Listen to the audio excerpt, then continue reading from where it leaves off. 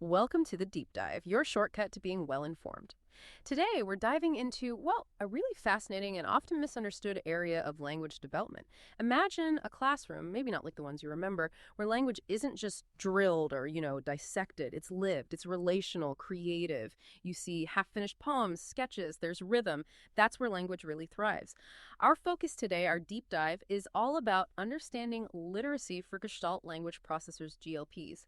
Now, for these individuals, language tends to come in wholes. Think entire song lines or maybe phrases they repeat complete utterances, and the traditional approach, breaking language down into tiny pieces. It often just doesn't click. It doesn't align with how their brains naturally pick up communication. Right. And our mission today really is to explore some practical, everyday strategies, things that honor this unique way of acquiring language. The goal is to make literacy accessible, yes, but also meaningful for GLPs. And you'll find, I think, these aren't super complex, specialist-only techniques. They're more like insightful aha moments, tools that anyone interacting with GLPs, parents, teachers, therapists, could potentially use right away. Yeah, and it's important to know this approach isn't totally new either. It's grounded in a pretty rich history. We're drawing from March Blanc's natural language acquisition model that gives us the modern framework. But the philosophical roots, they go way back. Think Vygotsky and Luria. They also saw literacy, much like our source does, not just as a private skill you learn alone, but as a collective thing, a social practice, something that can genuinely transform how we connect and communicate. That's a really powerful foundation. So, okay, given that understanding of GLPs, what does it tell us about the usual way we think about teaching literacy? Because it definitely sounds like the sources are challenging a big assumption, right? This idea that literacy only grows through, endless explicit drills and instruction taken out of context. Oh, absolutely. It's a direct challenge. The counter-narrative here is that literacy for GLPs actually flourishes in, well, ordinary moments. It happens in those everyday exchanges where their unique scripts, the phrases they use, are met with genuine curiosity, where rhythm is part of it, and where adults model their own thinking out loud. And critically, the tools aren't about buying expensive programs. They're simple things. Respectful gestures, relational connections, just applied consistently. Simple, relational, respectful. I like that. Okay, so to give everyone a clear map for this, we're going to unpack 3 core strategies today. First up, echo with respect. Second, offer models. And third, integrate multimodality. Sound good. Sounds great. Let's do it. All right, let's start with number 1. Echo with respect. Now, this sounds simple, but it's more than just repeating what a GLP says, isn't it? Much more, yeah. It's about really recognizing that a GLP's script, that repeated phrase or that whole chunk of language is actually a complete gestalt of meaning. Yeah. It's packed with emotion. It has a certain rhythm, often a history behind why they use it. So if you try to slice it apart, like the source says, you kind of rob it of its coherence. It's already whole. It's already meaningful as it is. Exactly. And there's a really striking story in the source that illustrates this perfectly. It's about a boy who used Pokemon names for his feelings. Squirtle meant sadness. Charmander meant anger. Now, the teacher, instead of saying, use your word, she just echoed him. She said, yes, Charmander, big flames today. Wow. Just mirroring it back. Just mirroring, yeah. It wasn't about correction. It was about co-regulation. Yeah. Connecting with the feeling behind the word. And that simple act has this dual impact, right? First, it signals safety. It says, your words, however they arrive, they belong here. But then it also expands possibility because by echoing, but maybe adding just a tiny bit extra, like Charmander, mad at maths, or Squirtle, tired of reading, you gently open the door to maybe new scripts, even academic language, but only because you respected that original gestalt first. It wasn't dismissed. Precisely. That respect is the foundation. And this isn't just for teachers. It has real everyday uses, too. For parents, say your child repeats lines from a TV show over and over. The advice is join them, echo it back, maybe add a little gesture, put a small twist on it. The source author, who is an autistic GLP and a parent of one, shares a personal story. Her daughter used stepping for the whole routine of going to the car park, or helping mama covered all chores. Oh, okay. So the phrase represented the whole activity. Exactly. And honoring those whole phrases apparently made a huge difference. Her daughter, now 24, learned language not through drills, but through these valued gestalts within that relationship. That's fascinating. And for teachers in the classroom. It means when a student uses a script, you don't just shut it down. You use it. It's a launch point. Like if a student blurts out, I choose you, during group work. Like Pokemon again? Maybe. You could respond, yes, I choose you too for this task. And this connects to something called self-regulated strategy development, or SRSD. Think of SRSD as making your thinking visible. You model out loud how you plan, how you solve problems, even how you manage your feelings about the task. Okay. So you might say, okay, I choose you for this part. Great. Here's what I'm thinking. First, we need to get the materials, then maybe decide who does what. Hmm. I sometimes feel a bit nervous starting new things, so I like to make a quick plan first. Can you help me plan? Easy.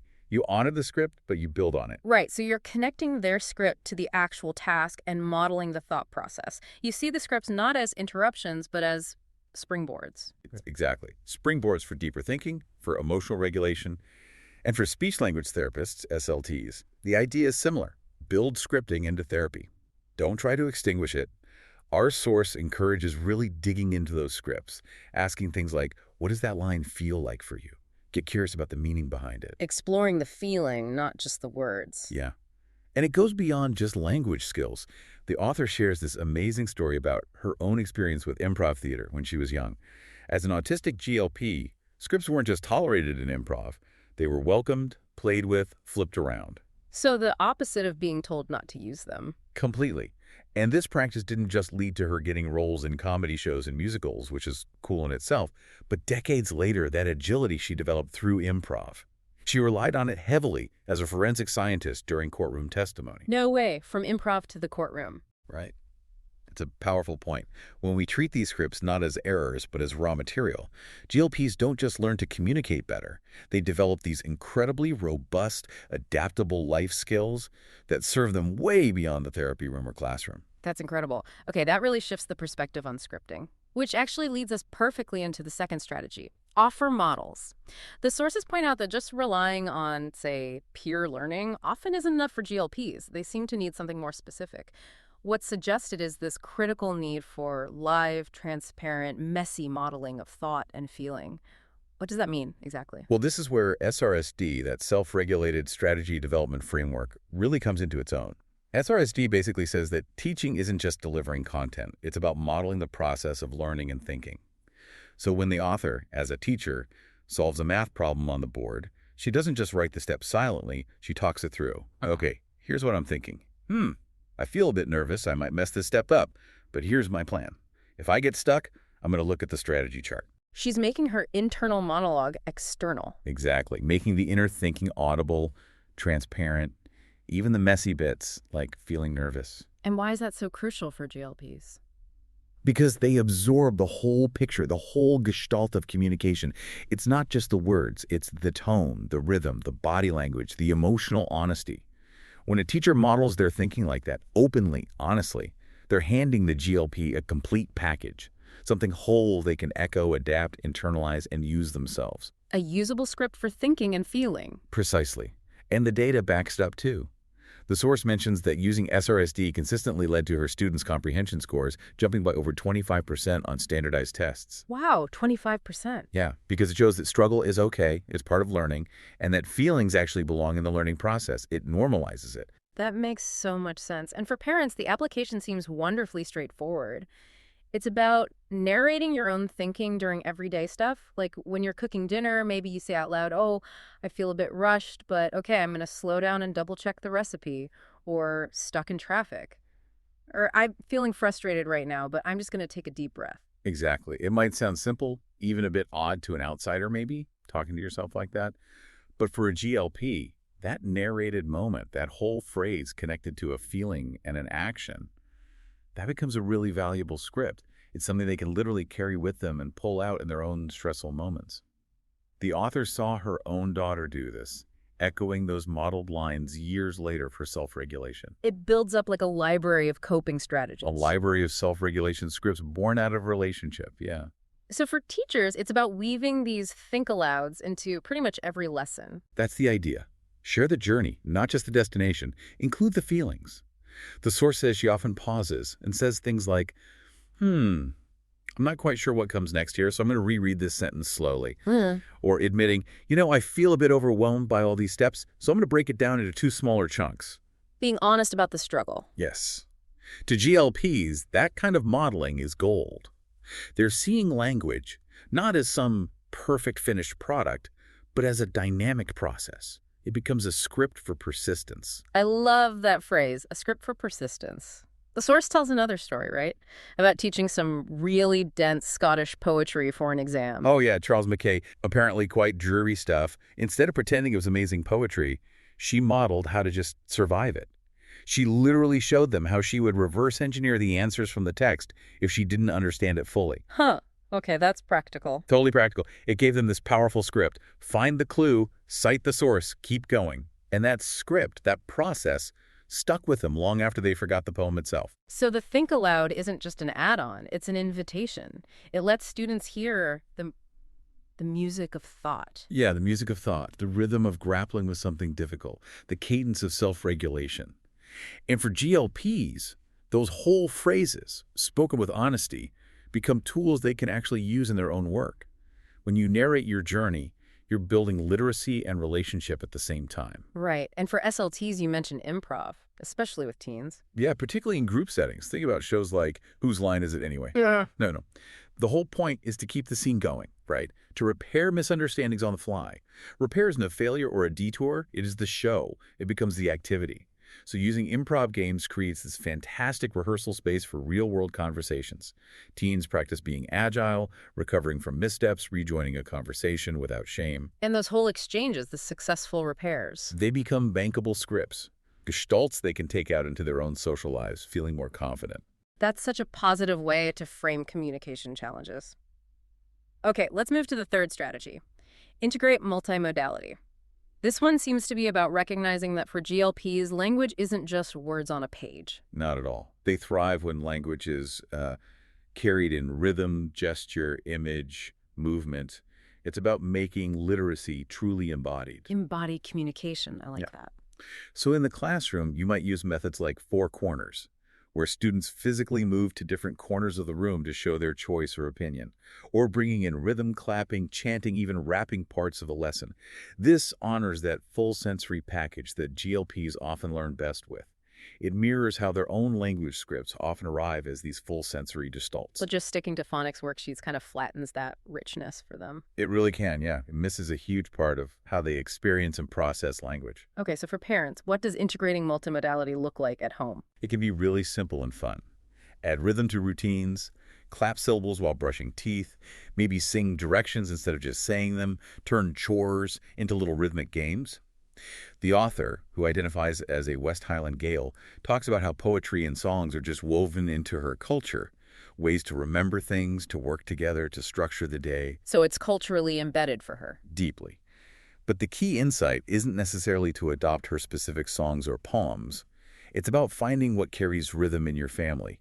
It could be lullabies, hymns, maybe it's hip-hop beats, or pop songs you all love. It's the shared rhythm within the relationship that matters most. Finding your family's rhythm. Exactly. Because for GLPs, those whole sung lines, those patterned sounds, they become really durable scripts, things they can hold on to in moments of stress or express joy with. It's about letting that pulse of rhythm into the everyday. And for teachers, how does this translate to lessons?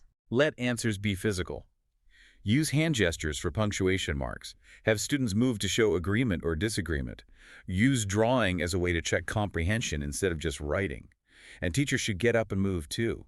When you bring your whole body into the lesson, gesture, move around the room, it gives students permission to bring their whole selves too. Be more physically present. Yeah.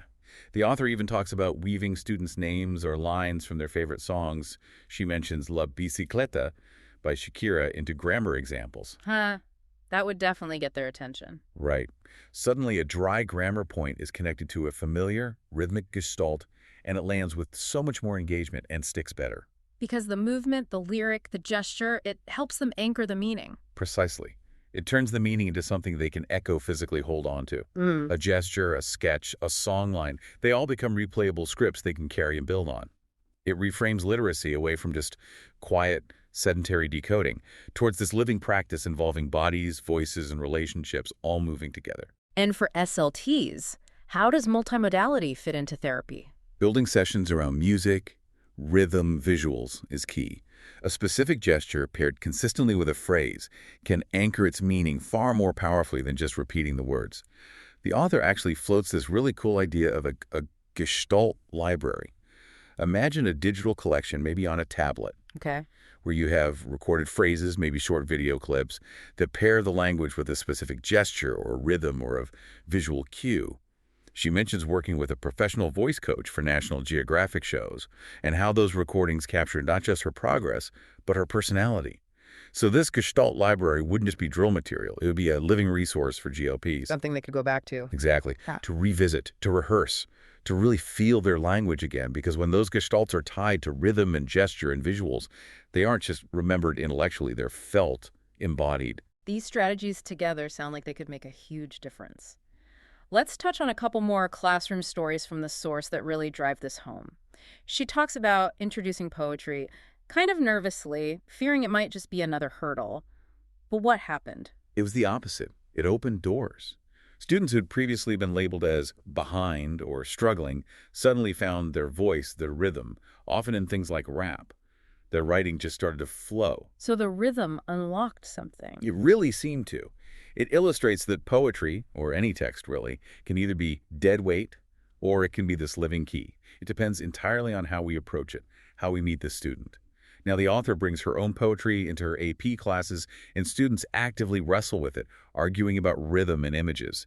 They're not passive anymore. They're in dialogue with the language. That's a big shift. And then there was that simple change with the comprehension passages, replacing generic names. Well, yeah, with Squirtle and Charmander, apparently the whole class just lit up. Because it was their language. Exactly. They weren't just trudging through somebody else's boring scripts anymore. They were suddenly reading about characters that meant something to them personally. The texts gained this immediate emotional resonance, and surprise, surprise, comprehension scores shot up. It wasn't just a gimmick then. Not at all. These examples show these strategies are acts of respect, of providing context, of creativity and action. It reinforces this core idea that literacy isn't about dragging kids across some arbitrary finish line of catching up. It's about making meaning together. Which brings us perfectly to the core message, really, of this whole deep dive. These everyday strategies for supporting GLP literacy, they don't require fancy kits or huge budgets, do they? Nope. They require willingness. The willingness to echo with genuine respect. The willingness to model your own thinking with honesty, including the messy bits. And the willingness to weave rhythm and movement into the fabric of the day. And these are choices anyone, a parent, a teacher, a therapist can make. Absolutely. The only real cost is maybe a bit of courage. The courage to see and treat GLPs as what they already are. Full language beings already whole. That phrase really sticks, already whole. It's crucial, and it reaffirms that the path to literacy for GLPs isn't some narrow prescribed phonics tunnel they have to be forced through. It's more like a wide relational landscape. Right. And when we meet them in that landscape with respect, offer them rich, honest models, and let them learn with their whole bodies, they flourish. They thrive. They really do. And these games, they aren't magic. They're just the natural result of finally being seen, being heard, and being taught in ways that actually align with how their minds work. Okay, so here's where it gets really interesting for me, thinking beyond GLPs specifically. If this approach, respecting wholes, valuing rhythm, embracing emotional honesty, works so well for them, what if we started approaching language and learning like that for everyone? What might that unlock for all learners, not just GLPs? That's a big question, isn't it? It really makes you think. If language, especially for GLPs, is this living practice deeply woven with relationship, culture, creativity, then how might understanding that and maybe applying some of these principles more broadly to our own communication, to how we teach all learners, how might that transform things? Could it deepen our collective understanding of connection itself, of empathy, of what it truly means to be literate, not just with words, but of the shared language of the world? A lot to think about there. Definitely something for you to mull over until our next deep dive.